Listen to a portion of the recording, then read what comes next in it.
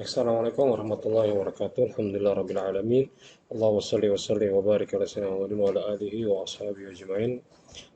Kawan-kawan yang berbahagia, alhamdulillah pada kesempatan pagi menjelang siang hari ini kita masih melanjutkan materi pembelajaran kita yang kemarin ya, yang sempat tertunda karena kelupaan hari ya.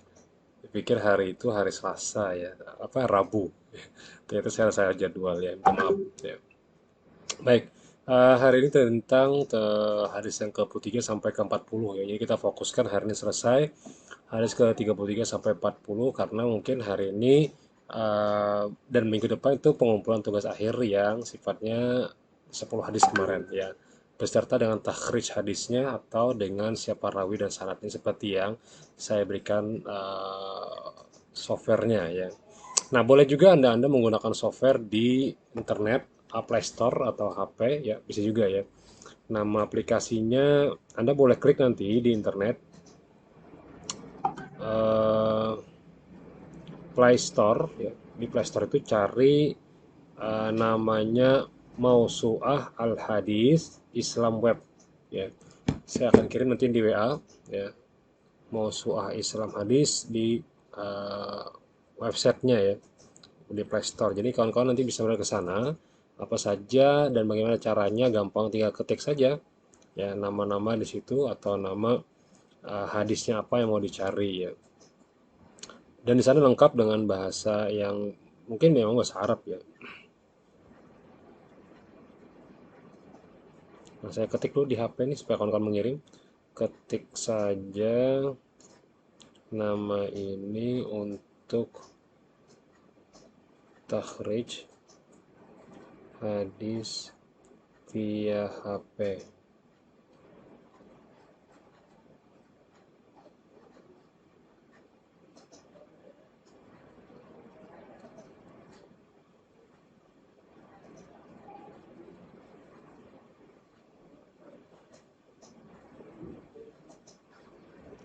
Nah, jadi kawan-kawan nanti bisa melihat ya.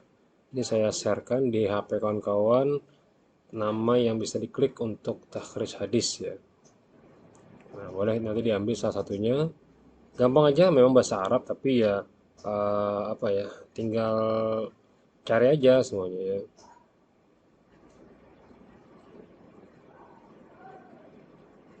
Ada tafsirnya, ada hadisnya ya.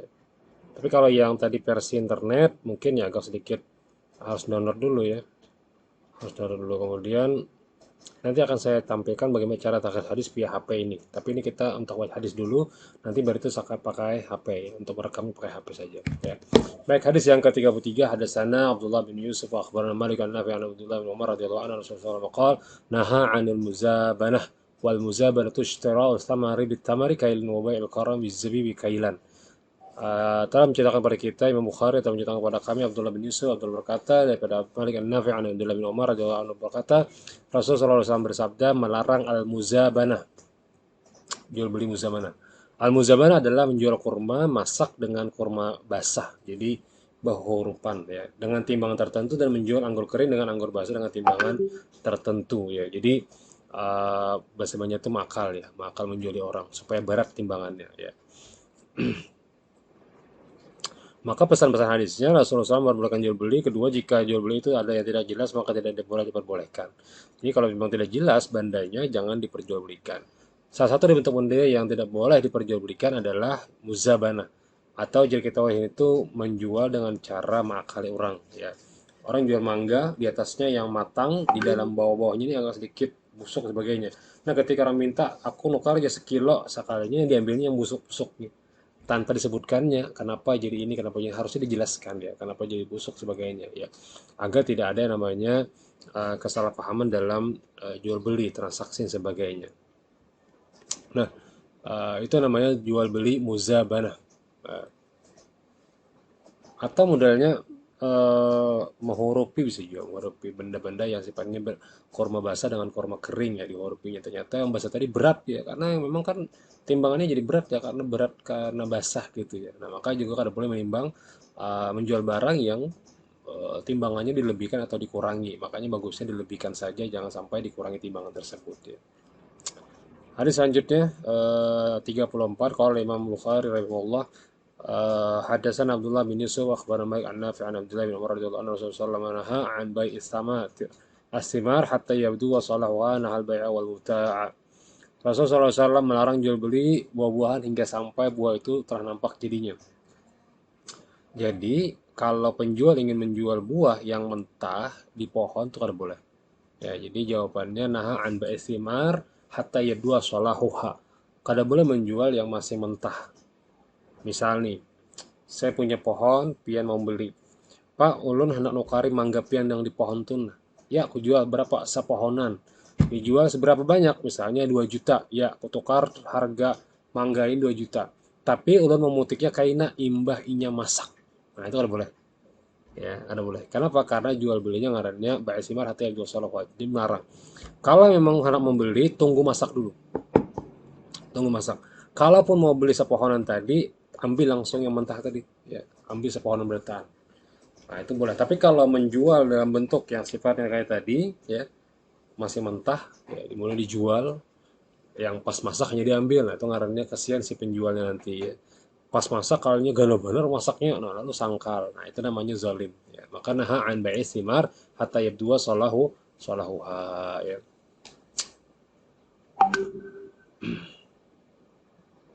Jawabannya apa? Karena ada yang dirugikan. Ya.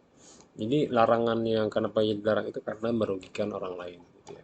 Hadis ke-35 qala Imam Bukhari rahimahullah hadatsana Abdullah bin Yusuf wa Malik an Nafi' an Abdullah bin Umar qala aradat Aisyah ummul mu'minin an tashtari jariyatan li tu'tiqaha fa qala aluha ala anna walaha lana an qala Rasulullah la yamna'uki dzalika fa inna wala'u liman a'taqa. Aisyah mukminin meminat membeli seorang budak wanita untuk membebaskannya. Jadi ketika ingin jasa desa, aku hendak membeli seorang budak untuk membebaskan. Ya, maka tuan dari budak tersebut berkata bahwa perwalian budak tersebut tetap milik kami. Maka saya sabda, hal itu janganlah menghalangi kamu karena perwalian menjadi milik orang lain yang membebaskannya. Jadi kalau misalnya dulu Sayyidah Aisyah ingin membeli seorang budak untuk dimerdekakan, boleh. Nah setelah dimerdekakan dia bebaskan, udah silakan bebas engkau. Tidak ada lagi engkau tanggungan dengan siapa-siapa. Nah itu maka ajar Nabi jika sudah dibeli atau sudah di konteksnya dimiliki orang lain maka walinya adalah orang yang membeli tersebut ya. Nah itu hadis yang ketiga. Tapi tidak lagi sekarang ya, tidak lagi yang namanya syarat budak dan sebagainya. Apalagi diperbudak oleh cinta. Oh ya, bucin. bucin kelakuan lah ini. Ya Allah. Nah, jadi ada istilah budak tuh ada. Ya. Kalau budak kasih sayang suami istri boleh lah ya. Tapi tidak juga sampai ya, zaman sekarang lah ya. Allah. Ya nikmatilah masa muda kalian, tapi jangan berlebihan itu aja. Nanti ada saatnya emang ingin menikah silahkan. Tapi kalau pacaran santai aja dulu ya. Ada masa kena ketika sudah siap ya udah nikmati aja masa jomblonya, beramian dengan kawanan, beramian dengan keluarga itu sudah cukup. Kalau saya beramian dengan lawan jenis ya. Apalagi pagi-pagi sudah bilang udah makan belum, udah makan belum, udah makan. Kuy tanya kapan aku nih. Ya Najwa lah, ya Najwa. Ini ada Najwa di sini magang mahasiswa apa SM apa Aliyah pas diga aku kan aku di kantor nih ya, di magang jadi ya kayak itulah kayak karena kita kadang berpikir bahwa Pak bukankah ulun ini ingin mengembangkan kreativitas ulun ya bujur silahkan tapi kalau kreativitasnya berlebihan jangan juga ya silahkan mau diskusi dengan kawan-kawan silahkan mau organisasi olahraga bersama silahkan tapi tidak berlebihan sampai konteksnya nanti yang bucin tadi ya, budak cinta lah orang yang udah ini ya apalagi sinetron-sinetron sekarang kan agak sedikit alay juga ketika menganggap itu hal-hal yang aneh unik dan menarik apa seorang tukang ojek kawin dengan bos manajer nah, itu mungkin bisa terjadi tapi dari 1 juta orang mungkin satu orang aja itu kayak gitu tuh ya jadi jangan terlalu dipikir wah aku kayaknya kayak itu juga jadi jangan sabar nikmatilah masa muda kalian itu dengan konteks kebaikan membantu orang lain gitu ya. Orang yang kadang mampu dibantu yang lagi usaha dibantu gitu itu yang produktif tuh seperti itu nanti kalau sudah masa tua rakau lagi kayak itu ya kan masa muda ini dimanfaatkan dengan baik dengan cara apa bermain dengan kawan-kawan gitu ya gayaan bercanda silahkan tapi kalau sudah masuknya ke ikatan cinta nah ini berat ya ada lagi ya circle cinta itu kadang jauh ke sana kemari makanya elemen tadi sifatnya adalah kayak diperbudak ya tapi kalau sudah dibebaskan udah selesai tidak ada lagi hubungan dengan walinya ya. Hadis yang ke-36 hadis Abdullah bin Yusuf wa Malik an Nabi an Rasulullah qala nahan fi shigar wa shigar ayyu zawija rajul mata ala yuzawija al akhar wa mata la yasba innahuma sadaqun Rasul SAW melarang nikah sigar. Semalam tuh nikah yang kalau yang diberita kemarin itu mungkin budak ya, apa entah apakah itu karena budak, apakah itu karena Syiah. Wallahu alam, tapi yang jelas hati-hati aja. Sekarang mungkin lembaga-lembaga yang sifatnya keagamaan tuh perlu dipercurigai saja. Ya, baik itu lembaga apa saja, model lembaga kegiatan ibadah kah, keagamaan kah, atau sebagainya, Anda perlu waspada saja. Bukan bukan suzon tidak, tapi waspada. Ya, mungkin dari tingkat paling bawah, dari TK Al-Quran kah, TK biasa kah, dari SD kah, SMP kah, SMA kah, lihat guru-gurunya. Siapa yang mengajarnya, apa yang diajarkannya, kemudian bagaimana sistem pengajarannya, bagaimana sekolahnya, dilihat. Jangan taruh anak, kemudian tinggalkan 1 bulan baru lihat. Tidak, lihat dulu keadaan di sana. Bagaimana kondisi, memang mungkin ada beberapa asrama yang tidak memperbolehkan bawa HP, tapi kan bisa aja informasi itu didapat ketika kita sering mengelanginya. Seminggu sekali elangi atau bagaimana. Anak kecil sekarang mungkin lebih cenderung kepada TK Al-Quran kah atau tahfiz Quran kah, itu lihat ya. Seperti apa pengajaran di dalamnya gitu ya. Apakah mengajarkan hal-hal yang baik atau yang doktrin-doktrin yang tidak benar gitu. Itu harus dicek juga, bukan hanya sekedar oh bagus kan mengaji TK Al-Quran, ya bagus ya. Kemudian di SD, oh bagus nih SD-nya, ya bagus. SMP SMA ya bagus, istilahkan. Tapi kalau tidak dicek seluruhnya, khawatir aja kita membuat hal-hal yang mungkin stigma negatif nantinya di belakangan. Maka bagusnya bukan suzon tapi waspada. Ketika saya mau masukkan anak saya sekolah, saya lihat dulu siapa aja gurunya. Saya cek satu-satu gurunya, dari kepala sekolahnya dulu, siapa latar belakangnya apa, kemudian sistemnya bagaimana, apa yang diajarkan di S1-nya di mana, S2-nya di mana. Kemudian guru-gurunya, siapa aja guru-gurunya nih, adakah guru-gurunya melenceng dalam dalam kajian keimanan, keislaman, macam-macam, dilihat. Oh, lihat. Kemudian bagaimana karakter gurunya, dilihat. Siapa aja mengajar di kelasnya nih, siapa aja orang-orangnya, dilihat. Oh, berarti dia ini agak tidak terlalu berlebihan misalnya. Kalau mungkin yang kelas-kelas SMP atau SMA itu bahasa kitanya mungkin gurunya terlalu centil misalnya, ya, atau gurunya terlalu overacting. Nah, itu udah boleh meskipun kita kategorikan dia guru, kita hormat benar. Tapi kalau sudah berlebihan, ya itu tidak boleh, ya. Itu dianggap sebagai pelecehan seksual namanya, ya. Nah, maka dari kecil dulu dilihat apakah gurunya menyimpang dalam masalah tanda kutip seksualnya juga diperhatikan. Oh, kenapa jadi guru seperti itu? Diperhatikan, dicek ya. Kalau memang kita tidak sepakat, laporkan kepada kepala sekolah, Pak, saya tidak sepakat dengan guru ini. Kenapa dia ngajarnya seperti dia laki-laki tapi kayak perempuan atau perempuan kayak laki-laki. Saya tidak mau anak saya juga terkontaminasi dengan kecenderungan sosial seperti ini. Nah, itu namanya waspada ya. Nah, waspada. Jadi jangan sekedar hanya yang penting jar anakku sekolah agama, kemudian dia di pesantren, dia mendapatkan pendidikan yang bagus, dia menghafal Quran, ya bagus benar. Tapi kalau doktrin yang tidak benar perlu diperhatikan juga, gitu ya. Nah mungkin kawan-kawan bisa melihat nanti, oh iyalah aku bisa kawan, aku bisa ading nih, nah kayak ini. Lihat lu ceknya bagaimana kondisi di sana, gitu ya.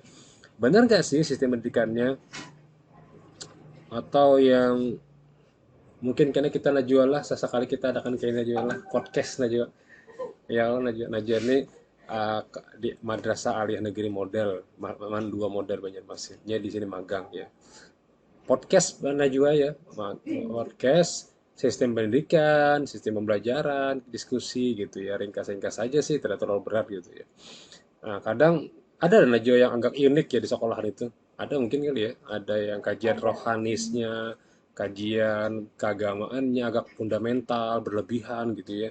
Doktrin itu mungkin ada, hampir semua SMA atau sebagainya mungkin ada ya, mungkin tapi saya mengatakan seluruhnya ada ya. Nah, maka kita sebagai orang tua atau sebagai kawan, rekan atau keluarga perlu mengingatkan aja. Sesekali ada yang namanya kalau di TK atau SD tempat anak saya itu ada namanya komite sekolah bekerja sama dengan komite dengan guru murid ya, apa orang tua murid. Nah, orang tua murid ini berhak mencek sistem pengajarnya bagaimana. Apakah gurunya pernah mencapai anaknya yang perempuan atau laki-laki atau sebaliknya? Apakah gurunya itu pernah mengelus bagian yang dilarang dipegang oleh gurunya atau tidak? Itu dilihat, ya, dilihat sepenuhnya. Maka ketika saya masuk pun saya lihat nih bagaimana sistem mengajarnya. Apakah dia mengajarkan hal-hal yang doktrin yang mengerikan? Kan bahaya juga. Tiba-tiba haram aja, tiba-tiba kafir aja, oh bahaya nih. Yang korbannya siapa ya? Mungkin nanti anak-anak kita yang masih polos, hitamnya di dalam hitam putihnya itu sangat jelas, dia sangat cepat menerima. Kita tidak ingin hal anak itu terjadi pada anak kita atau keluarga kita gitu ya. Makanya kasus di berita kemarin itu adalah karena wallahualam apa penyebabnya, tapi yang jelas kita sebagai keluarga, desa atau orang yang ada di lingkungan itu tidak peka aja. tidak peka dengan label-label keagamaan, mungkin sudah dianggap sebagai baik gitu ya, dianggap sebagai orang suci ya. Benarnya tidak juga. Banyak juga orang-orang yang pakaiannya pakaian muslim tapi jiwanya dalam mengucapkan teroris ya. Konteksnya kayak di ISIS sebagai misalnya.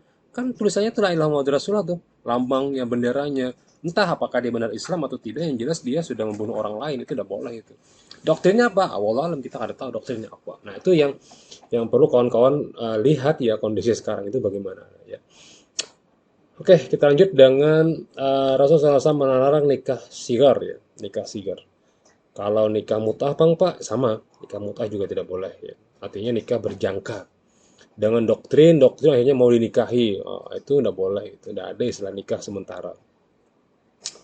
Memang kalau sudah guru mendoktrin murid biasanya cepat terima ya. Karena sifat kita itu taat pada guru benar. Cuman kalau taat pada guru yang salah itu wajib kita tegur. Ya, kita tidak sependapat wajar, tapi menghormati tetap wajib. Tapi kita tidak sependapat silahkan gitu ya. Kadang ya beberapa tempat saya eh, sejak sebelum pandemi saya tidak mengizinkan bahwa jika sudah dewasa anak perempuan itu tidak boleh dia salam lagi dengan gurunya meskipun konteksnya menghormati kecuali gurunya tua ya. Tapi kalau gurunya masih muda saya khawatir ya ikatan cinta muncul. Benar ya kawan-kawan ya, mungkin itu adalah prakteknya di lapangan gitu ya. Tapi ya tadi hati-hatinya dalam konteks kecemburuan, kecenderungan dan perubahan sosial itu terjadi karena apa? Karena lingkungannya gitu, lingkungan kita mendukung ya. Maka supaya jangan terjadi lingkungannya stop, di stop lingkungan itu jangan sampai terjadi ya. Nah, hal-hal demikian itu perlu kepekaan sosial. Jadi kawan-kawan itu perlu belajar teori tentang kepekaan sosial, bagaimana bahwa masyarakat itu bisa berdampak positif jika bisa saling mengingatkan ya, kepekaan sosial namanya. Ya. Nah, hadis ini menyebutkan apa? Seorang perempuan, menikahkan perempuan dengan orang lain agar dia juga mau menikahkan anak perempuannya dengannya. Jadi berhurupan anakku ke Ikam, anak Ikam ke aku. Nah, itu ngarannya. Dan tidak ada mahar. Nabi melarang ini. Ya. Dilarang melakukan pernikahan putrinya yang masih kecil tanpa mahar. Jadi tidak boleh melakukan pernikahan jika tanpa mahar. Boleh menikahkan seorang putri yang sudah balik. Jadi pesan-pesannya boleh aja menikahkan jika sudah balik. Ya. Pernikahan yang dilarang ada pernikahan yang merugikan pasangan. Jadi memang kalau memang konteksnya itu merugikan pasangan ya tidak boleh ya. Hadis ke-37. Hadasana Abdullah bin Yusuf akhbarana Malik an Nafi' an Abdullah bin Umar Rasulullah sallallahu alaihi wasallam ba'atha sariyatan fiha Abdullah. Ya, tapi kadang dalam riwayat hadis itu ya kita perlu lihat sanadnya seperti ba'atha sariyatan fiha Abdullah. Terjemahnya apa? Rasulullah SAW mengirim sariyah pasukan perang dan Abdullah bin Umar bergabung bersamanya menuju Najd. فغنموا إبلا كثيرة فكان سهامهم 12 بعيرا أو 11 بعيرا ونفلوا بعيرا بعيرا. Masing-masing anggota mendapatkan bagian 12 onta atau 11 onta di tangan. Nah, banyak orang-orang yang menganggap bahwa Islam itu menyebar dengan kekerasan atau menyebar dengan paksa atau menyebar dengan pedang. Padahal prakteknya tidak pernah Islam itu memaksa orang untuk masuk ke agama Islam. Bahkan kalimat dalam Al-Quran apa? La ikraha fid din qad tabayyana rusyd minal ghayy wa may yakfur bitaghut yu'min billahi wa laysa bil ardi rusqa lan fi sama la wallahu alim. Jadi konteksnya jika masuk agama diajarkan dengan agama Islam itu tidak ada paksaan untuk orang lain mau masuk atau tidak. Ya, karena sebelum aja Islam pada zaman Nabi itu sudah ada agama lain kan. Nasrani, Majusi sudah ada. Dan ketika Rasul datang tidak pernah Rasul maksa orang. Nah, itu yang namanya bahwa Islam tidak pernah memaksa orang. Tapi kan Pak, ada yang bertanya, bagaimana jika perang dan sebagainya itu terjadi? Nah, itu bukan mengajak perang, tapi diperangi. Ketika orang diperangi, tentu Nabi nggak mungkin diam kan? Maka kita harus defense, arti kita harus melawan. Kalau kita diam, namanya pasrah. Nah, itu namanya tidak diperbolehkan kita membunuh orang lain. Tapi kalau orang lain yang menyerang, perang dan sebagainya, maka kita wajib membela negara kita. Nah, itulah terjadi dengan Indonesia, perang 17 Agustus sebagainya. Merdeka di 17 Agustus itu karena kita membela negara kita, maka konteksnya syahid. Kenapa? Karena membela negara. Ya, jika Islam dia syahid, ya, membela negara Indonesia, gitu ya. Nah, jadi salah satu gerakan dakwahnya memang jihad, ya. Tapi kada pernah memaksa. Contoh kayak Salahuddin, ya, Salahuddin Al-Ayyubi itu ketika memerangi perang Konstantinopel dan sebagainya atau perang Sal dan sebagainya, karena Salahuddin itu melihat banyak sekali orang Islam ditindas di sana. dikuasai oleh orang-orang yang berbeda agama ya. Nah, ketika itu berbeda pada prakteknya, maka dia ingin membantu, bukan memerangi, menghancurkan, tidak, tapi membantu. Sama ketika Nabi diperangi, maksa diam aja, maka tentu ada yang namanya melawan. Nah, ketika kalah, maka diambillah harta rampasan tadi dalam bentuk harta dan sebagainya, sebagai bagian yang didapatkan dari perang. Tapi sejarah menyebutkan dari berbagai macam negara tidak pernah Islam menyerang negara orang lain. Cuma Saudi Arabia saja, itu pun hanya di Saudi saja, Makkah dan Madinah saja. Tidak pernah dia atau kelompok dari Islam itu menjajah negara lain, belum ada. Tapi kalau negara lain banyak, kita dijajah oleh siapa, Malaysia dijajah oleh siapa, banyak sekali. Ya, dan rata-rata bukan yang konteksnya kita katakan bahwa itu adalah Islam, tidak. Ya, jelas-jelas bahwa yang Islam tidak pernah mengadakan kekerasan gitu ya. Nah, itu yang kita bisa dapatkan dari dakwah pada Nabi gitu ya.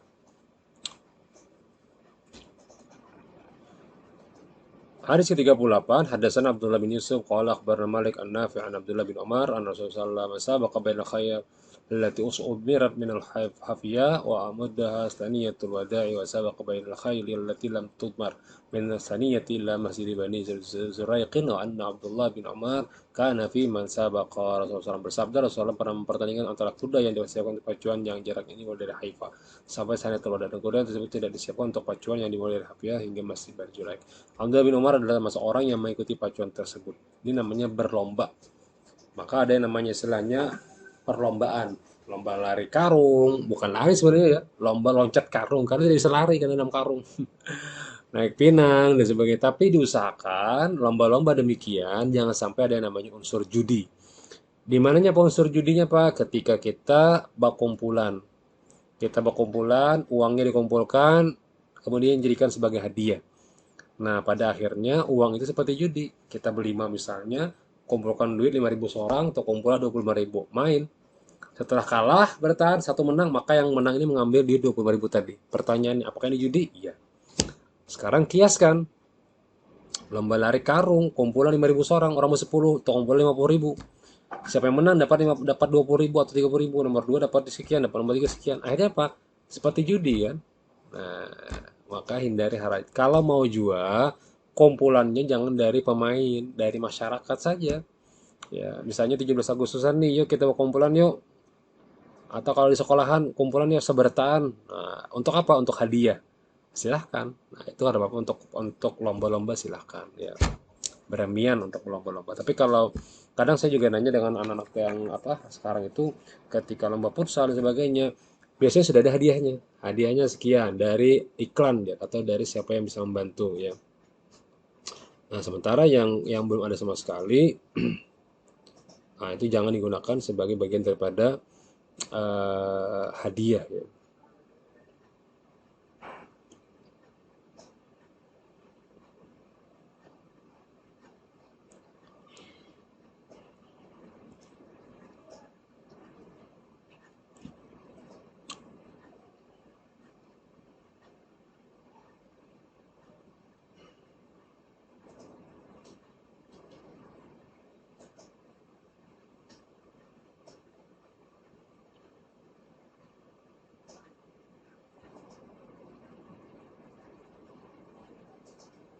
Nah, itu ya. Mengadakan perlombaan yang bermanfaat pokoknya boleh. Jadi lomba-lomba itu bermanfaat buat. Tapi kalau tidak boleh ada judi dalamnya ya silakan. Ada ketika Bismillah kalau Imam Bukhari Allah taala ada salam dari Yusuf rahman malik ada salam anna al-yahuda jauh ila Rasulullah sallallahu alaihi wasallam lahu anna rajula minhu wa imra'atan zaniyah faqala Rasulullah sallallahu alaihi wasallam tujiduna fi tawrati fi sya'ni rajmi faqalu نفضحهم ويجلدون فقال عبد الله بن مسلم كذبتم إن فيها رجم فأتوا بالتوراة فنشروها فوضع أحدهم يده على آية الرجم فقرأ ما قبلها وما بعدها فقال عبد الله بن سلام ارفع يدك فرفع يده فإذا فيها آية الرجم فقالوا صدق يا Muhammad. Ini kan sah ini dibaca saja tapi kada sah diingatkan aja ya tapi yang penting ada dibacanya. Jadi yang dibaca hari ini cukup banyak. Bagaimana caranya membacanya Pak? Terserah pian. Mau satu kali kirim atau dua kali kirim silakan. Tapi jangan tiga kali kirim, dua kali kirim cukup. Ya. dari ayat tadi sebelumnya sampai sekarang, sampai hadis yang ke-40 tadi. فإذا في آية رجب فقالوا صدق يا محمد فيها آية رجب فأمر بها رسول الله صلى الله عليه وسلم فرجم فقال عبد الله رأيت رجلا يجنأ على المرأة بقيها الحجارة. Beberapa orang Yahudi datang menemui Rasulullah SAW kemudian bercerita kepada Rasulullah SAW bahwa pria dan wanita dari kelompok mereka berzina. Rasulullah SAW berkata mereka, tidakkah kalian bisa dapatkan di Taurat tentang rajam? Jadi orang Yahudi bertanya, nih tempat kami ada yang berzina. Jadi ya Rasulullah, bukankah di dalam Taurat juga ada?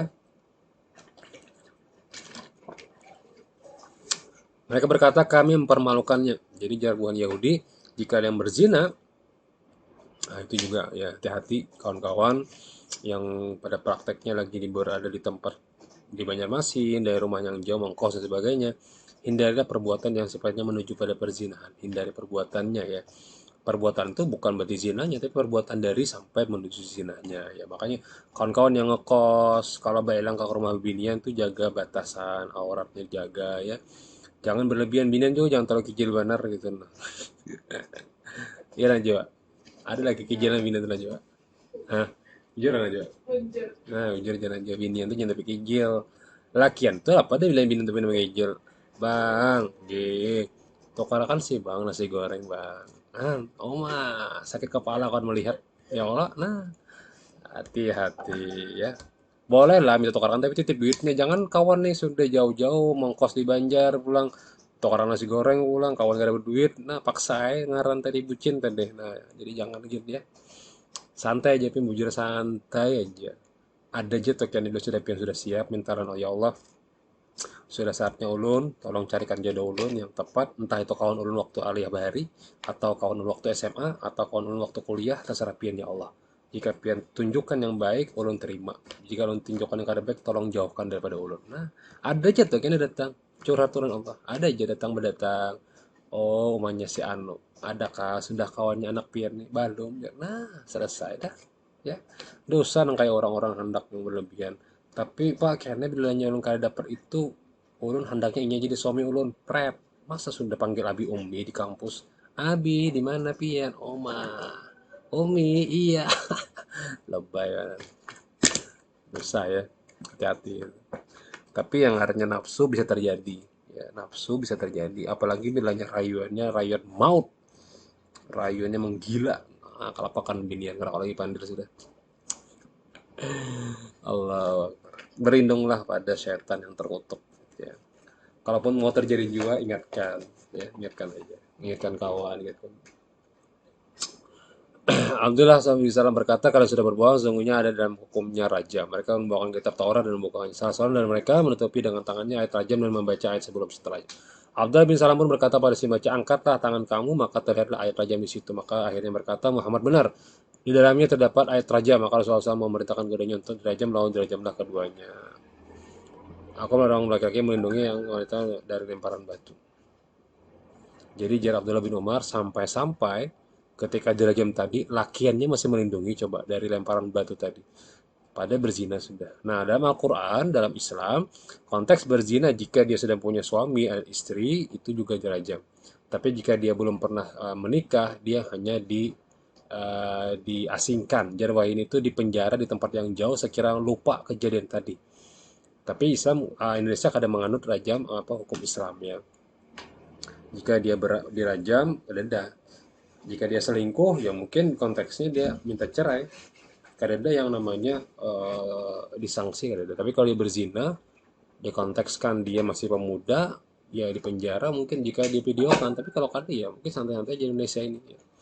Nah itu jadi bermunajat pada Allah, bermohon pada Allah untuk dilindungi daripada hal-hal yang seperti ini. Ya.